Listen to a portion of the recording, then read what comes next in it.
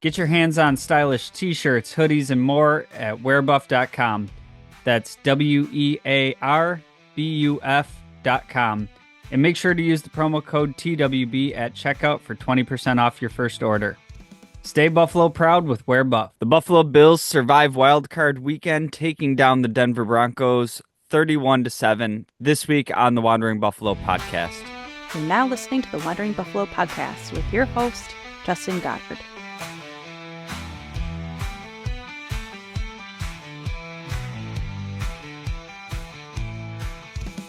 Bills Mafia, welcome into another episode of the Wandering Buffalo podcast, a show on the Buffalo Fanbase Podcast Network. 1-0 in the playoffs, baby. Bills taking down the Broncos in a game that, if you listened to the show last week, I had my concerns about. I did think the Bills would end up winning, but I thought it was going to be a little bit more of a dogfight than this, and that's kind of what we saw in the first half, right? The Bills go into the half with a 10-7 lead, could have been 10-10. They doink their field goal attempt off the post, and it bounces back through. And then in the second half, it kind of opened up a little bit, and I think there was some key moments that led to that. I think in the first half of this game, we saw kind of the feeling out process and kind of the Bills trying to dictate a game script and a plan that they had in place. And honestly, in the first half, it was super nice seeing the Bills have a run game in the playoffs. It's something that's kind of reared its head a few times in the past. But then I kind of got to halftime 10-7, and it felt like being on the opposite end of a lot of game scripts that we saw with the Bills over the years, when they were a terrible team. Kind of just ball control, time of possession, and let's just kind of get out of this game with a win. And all those years that teams used to do that type of thing to the Bills, that was like the exact recipe of how we actually stayed in games and won some. So, looking at the time of possession battle and all the yards that we had on the ground, that was awesome. But getting to halftime 10-7, I'm sitting there thinking, the Broncos started this game with a, shot play touchdown. All it really takes is one more, and all of a sudden they have the lead. So it was a little uncomfortable at half. And then, we know how the rest of the game goes. The Bills kind of start rolling. The defense gets some stops, and all of a sudden it's kind of a little bit of a blowout going on, and Mitch Trubisky's finishing the game. So uh, it's oftentimes this year with this iteration of the Bills team kind of a tale of two halves, and that they'll do some things we don't like in the first half. It'll be closer than we think.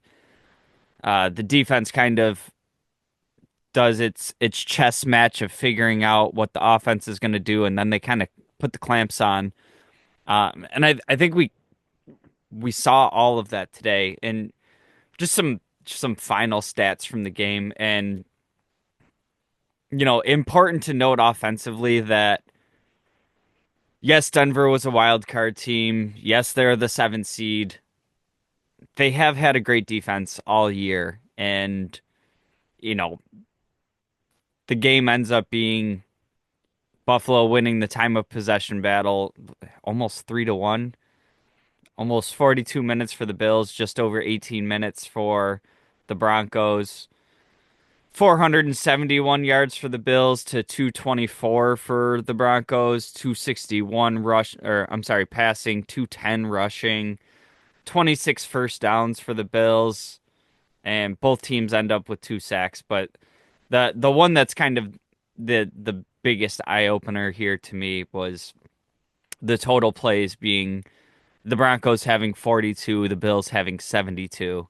And that, to me, that's just kind of a good control of the game. And like I said, wasn't my favorite brand of football to watch in the first half. But when we get to the end of the game, it all kind of worked out here. So I want to start out offensively, and yes, Josh Allen had a great day, but we got to start with Himbo. James Cook, 23 carries, 120 yards, a touchdown, and for me, this was kind of like a low output from what I was expecting after we saw what happened in the first half, right? Like he was sniffing at or went over 100 yards in the first half and was just ripping off chunk plays. And then I'm sitting there at halftime like, nah, damn, we might even see a 200-yard game from James Cook. And, in the second half, kind of cut down on his touches. Ty Johnson got a little bit more run, and, we don't end up seeing that, but still averaged over 5 yards a carry and just had a great game, was explosive, was physical. I think of the one run where, he kind of gets stood up right around, a gain of 2 or 3 yards. And then the pile comes in and the linemen are pushing and pulling and he ends up with like a 10-yard run here. That to like the physicality of his touchdown run, it's just we get this locked in version of James Cook and I'll tell you what, I've been very vocal in the past about I don't think he's one of the players to get an extension. I've been historically team don't pay running backs. Uh, every every week I watch Cook play, it's getting harder to remain in that camp and not feel like you got to find a way to bring him back because he's been awesome this season and really one of those game-breaking types of running backs. Josh Allen, 20 of 26, 272, two touchdowns, took two sacks. And what I liked about this day from Allen, and that stat line is awesome. It's a great playoff stat line. And he had that with leaving some stuff on the bone.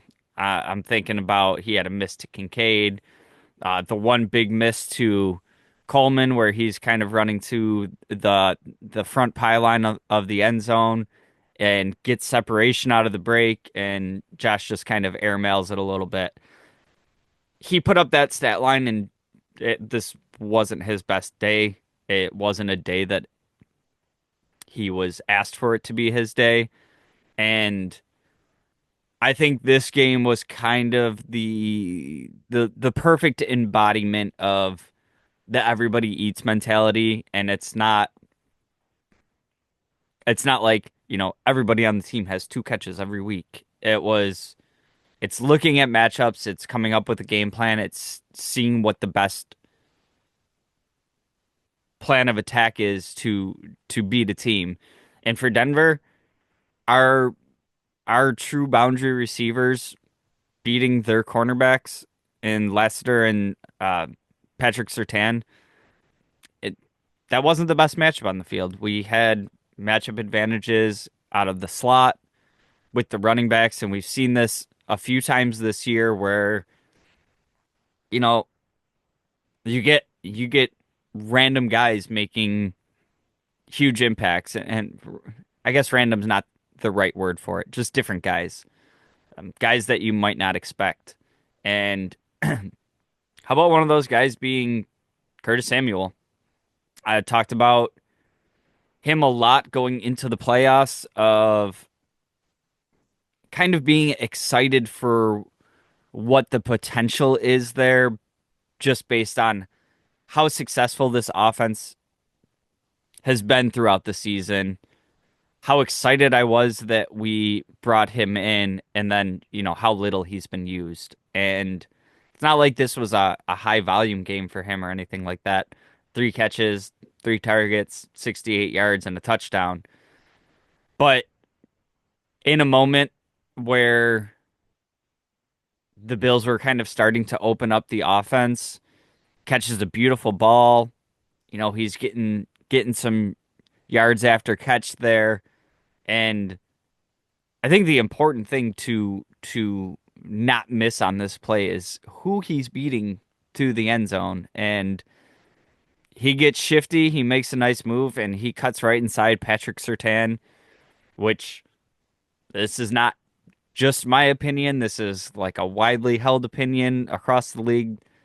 That's one of your best cornerbacks in the league. And Curtis Samuel put him in a blender and got to the end zone. And we saw that speed from him.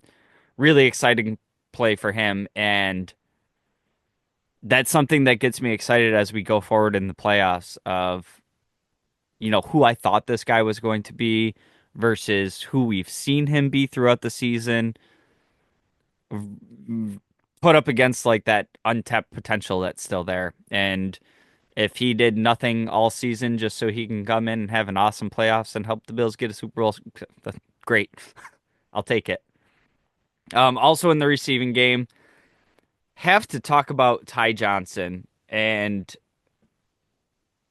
he has been just an awesome running back three. He's been great in pass protection, but he's also been good on the ground. Don't let me get that lost in here. But my favorite thing about Ty Johnson has been this ability to be on the same page with Josh Allen when they get into the scramble drill. And he's making big plays in the receiving game down the field. These aren't, you know, little swing passes. These are down the field, extremely high difficulty catches. These are looking like routine plays for Ty Johnson that we can watch wide receivers ones and twos across the league struggle to make some of these catches. And when that ball comes to Ty Johnson, he's hauling it in and it's a big play. And his one this game, I would consider like the play of the game. I think it was kind of a catalyst for the offense to just start the explosion. And that was the 4th and 1, just unbelievable play between Allen and Ty Johnson and the rest of the offense. And it all starts with McDermott going for it on 4th and 1. And anybody that still has thoughts of McDermott being a conservative coach, that this kind of spits in the face of that. He could have tried for 3 points there. You open it up to it's only like a 6 point lead at that point. Um, I it's easy in hindsight to love that play. In the moment, I was happy that they were going for it. As soon as I saw Allen drop back to pass, I was pissed. Uh, we'd already, run the tush push in this game. It worked. I was, interested in keeping drives going. But I think this also has something to do with their scouting and knowing that, Denver has a very good red zone defense and kind of thinking that that might be the opportunity for them to get their shot in. And Allen drops back. There's nothing there. Keeps extending the play, keeps extending the play. Uh, Ty Johnson, keeps working to get open and just makes the circus catch. If his feet would have came down first, he would have been out of bounds, but he's got his feet kind of kicked up in the air. The knee comes down in. Just an all around tremendous play. And I've watched that so many times. I could talk about it forever. It was just beautiful. But other people to talk about in this game. Khalil Shakir continues to be one of my favorite players on the team. And that this was just kind of a Shakir game stat line for me. Like 6 for 6, super efficient, 61 yards, and it's not like he's getting these, 80-yard touchdowns that are all-time NFL highlight reel plays, but what he's able to do with the ball in his hand, and he can catch, a simple 2-yard pass from Allen, and then he breaks 5 tackles and he's spinning off people, and it, I can't name another player in Bills history that I can even really compare Shakir to because he plays football with such an aggression, such an intent, such good body control. All these years that we were looking for, all these years, it was like 2 years. Um, all the conversations that were had about like this offense needs to find the Beasley replacement, and I think you got that in and more in Shakir, and he's just been awesome. How about Dalton Kincaid getting involved in this game? He had 3 catches, 3 targets, 47 yards. He had a long one of 35. Beautiful situational awareness by the offense. I'm not so sure that he caught that long ball, but they got right up to the line, ran the play, so there was never a chance to review it. Dawson Knox involved, 2 catches on 3 targets, 38 yards.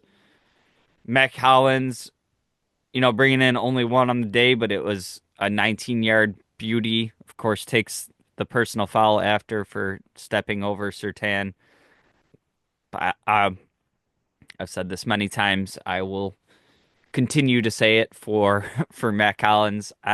Sometimes I try to put myself in these players' positions because they're just people, and you know, you're a wide receiver five fringe roster player for most teams. You contribute on special teams, and you just made a huge physical catch over again one of the best cornerbacks in the league. I might do the Iverson step over too. So don't don't love that situationally, but correction. I wouldn't typically like that situationally, but based on what the situation was in this game, I'm good with it. I think that it got the Bills kind of hype. Everybody loved it, and whatever we took the 15-yard penalty, and all it really did to us was give us more yardage to work with to kill more clock. So I can live with it there. Then between Amari Cooper and Keon Coleman, like I said, this wasn't the best matchup to exploit against the Broncos, and we saw the Bills not really do much with it. Amari Cooper 2 catches, 8 yards. Keon Coleman 1 catch for 5 yards. He did have the 2-point conversion, and the one I noted earlier where it looked like he could have had a nice walk-in touchdown, and Josh Allen just missed him. Uh, so all around, it wasn't a game that was like very taxing for Josh Allen, but ends up being kind of the gates really opening up in the second half, and it just becoming a very decisive victory, you know, a playoff game that we get to see a little bit of playoff Mitch finish off the game, which I love. I I would have done it a bit sooner probably, and we see Josh Allen play that one more series and hit his thumb on somebody's helmet or pads or something, and he's bleeding from his thumb, and it's Josh Allen. He's a trooper. He's played through worse. I don't have concerns about, what that means for his health going forward, but it's his throwing hand, it's the thumb. I think he'll be fine, but it's kind of, I don't know. You don't want to put the backups in too early, but the game really felt in hand by that point. Denver hadn't really been able to do much offensively. Had a 3-score lead. Hate to see it, but playoff football, I guess. I mean, in the wild card round, you still had an opportunity to sit down your starters for the end of the game. So, is what it is, I suppose. Defensively was was a scary start to the game, and I think that's kind of what we've come to expect from this iteration of the Bills defense. Um, they tend to give up some stuff early and then kind of, you know, lock in and they tend to put the clamps on. For me, I didn't like the way that first series went because it was just kind of bang, bang, bang, and it was over and it was a long touchdown. And, you know, part of the feeling out process for the defense, it typically looks more like, whatever, an 8 play drive, and you get the offense to kind of show what their plans are for this game a little bit, and you feel like you learned something from it. And it was a 3-4 play drive, and they're in the end zone to start out the game. So I felt like it didn't accomplish the goal of figuring out what they wanted to do. I didn't think we learned much, and I thought we were in for another couple of those. Well, turns out that was the only points they scored all day. So credit to the defense here. If I have, one real gripe in this game, it kind of has to be the pass rush. And don't get me wrong, they did have some moments where they were getting some pressures, and there were a couple sacks on the day. Groot getting one late in the game, Milano getting one. I thought Von Miller probably provided the the most consistent pass rush. This has kind of been a spot where we've seen the Bills come undone in the playoffs is through that defensive line. And, you know, granted they were effective in the run game, the whole defense effective in the run game. Um, which is great to see as we move into next week, but I thought the defense as a whole did well in the passing game. And then, it's kind of just, can we get that more pressure? Can we get the pressure with the front four and not have to bring blitzes? We'll see. It's been, I think of, previous Chiefs games. I think about the game against the Bengals where these elite quarterbacks are just standing back there and able to pick apart the defense. So some concerns there. I thought Benford didn't really have his best game today. Ends up being, kind of a moot point. He's not somebody I'm concerned about going forward. Thought it was exciting that Matt Milano looks like he's at least almost all the way back. I think this was the best game since he's come back from, his injury and then going back out with an injury and then coming back in with an injury. I thought this was kind of the most complete game that we've seen from him. I think it was the closest I've seen this year to the Matt Milano that we know. And him and Bernard playing together, if we can keep that level up, that's going to go miles for this defense. Was also glad to see Taron Johnson able to come back into the game. It's kind of a scary hit that he took, and we know how important Taron Johnson is to this defense. And him being really the key cog to this team being able to stay in nickel all the time like they like to do. Um, so, seeing him taking a shot to the head like that, his neck really, getting compressed, I was very concerned. And he ends up coming back in, which was great to see. So hopefully, we don't see too much lingering from that. And, as we move on to the next game in the playoffs. Want to wrap up with special teams. It it was such a mix of good and bad in this game. From like, you know, there was so much good from the special teams in this game, in that Bass was perfect. He was 3 for 3, 2 for 2 on extra points. Um, Taron Johnson looked solid in kick returns. I love Shakir being back there on punts. I thought he looked awesome. I, I like him too much as part of our offense to want to, risk injury back there. But obviously, for for the play style that Khalil Shakir has, like it's a perfect play style for returning punts. Often you just have to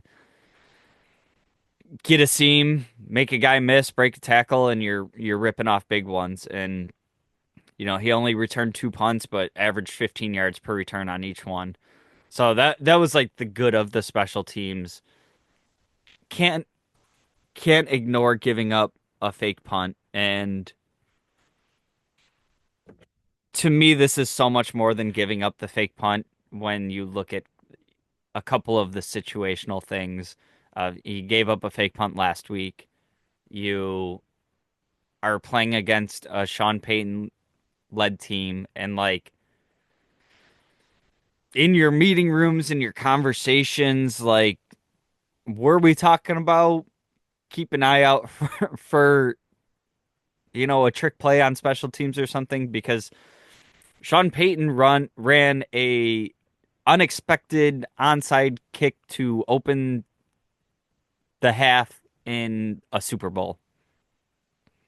Like it's one of that that play call from Sean Payton was one of the most absurd, crazy, weird play calls I've ever seen in the NFL, to just open the half of a Super Bowl with a surprise onside kick.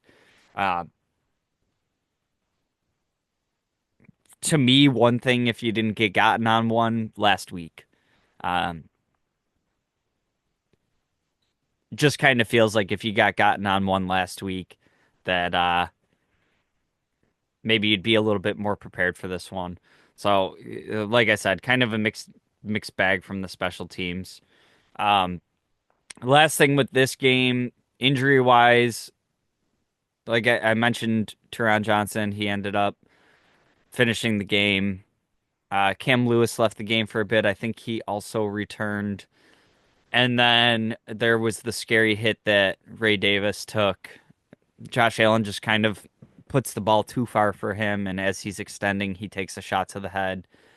And he was able to leave on his own power and everything. So hopefully nothing too serious there. Those are the kind of hits that are really scary. So I saw him posting on social media later in the day. So hopefully Ray Davis is okay.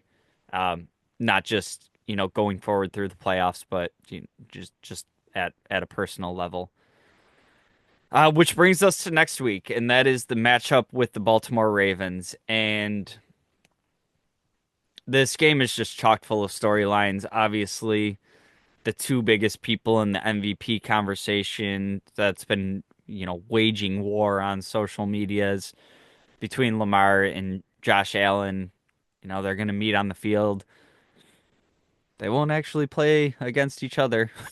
Everybody, likes to Josh Allen taking on Lamar Jackson. Like it's the teams taking on the team, so they won't be on the field at the same time at any point in the game. But two quarterbacks that have had just tremendous years. Obviously, Derrick Henry, James Cook also having a great season. Just two very high-powered offenses that have been very good this year. Big thing for me in this game, obviously, earlier in the season, the Ravens beat the brakes off us. I think it was something like 35-10. So I think this is a very concerning and challenging matchup. I will say that that game was a very long time ago. This is a different team than then. You think about the injuries that we were dealing with, particularly on the defensive side of the ball. Like, if you pick three of our most important defenders on this team, you might name Bernard Milano and Taron Johnson, and they all missed that game. I think it's going to be super important to be able to get home with the front four in this game, kind of do like the cage rush that we do with Mahomes, keep Lamar in the pocket, make him beat you as a passer. And you got to do it with the front four because I need those linebackers to keep an eye on him if he's going to break the pocket, whatnot. Um, like I said, super interesting matchup. Love that we pulled the Sunday night slot. If I had my preference, it would have been, the daytime game, just because I'm old and I like watching the afternoon games. But Sunday was the day I wanted for, the team being able to get a full week, kind of a normal week. These players are creatures of habit. They like to, do their routines.